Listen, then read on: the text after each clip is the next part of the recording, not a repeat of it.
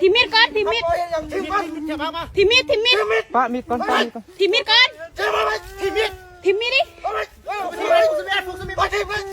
กูห้า บ่ ขา บ้าย งดมดีก่อนเจ้าทีมีด โอ้เขาทีมีดก่อนเมื่อไหร่นะ วางมีดวางมีด เขาทีมีดก่อนไม่เป็นยังหรอก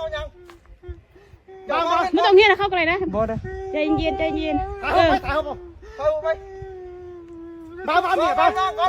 ไปส่งขึ้น ไม่เป็นยังไม่เป็นยังเกี่ยวประธานไปถ่าย วางมีดก่อนวางมีดวางมีด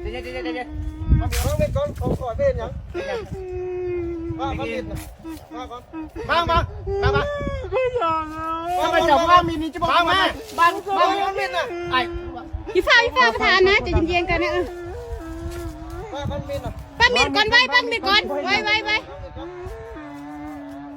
วางมีด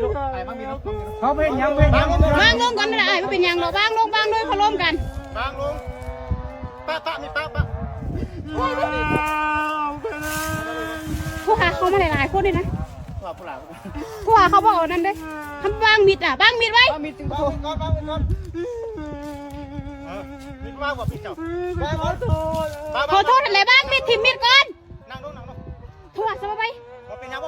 เดี๋ยวนะ วางมีดก่อนเพี้ยนยัง วางก่อนมิดคอยว่าเห็นยัง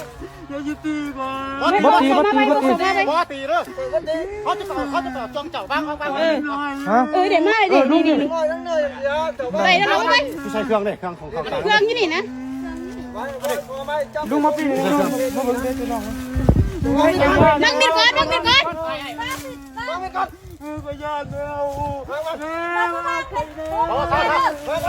เบิ่งเนี่ยระวังเลยมีดโรงเรียน ลุงเรียนก่อนลุงเรียนมิดนะ วางมีด ตาไม่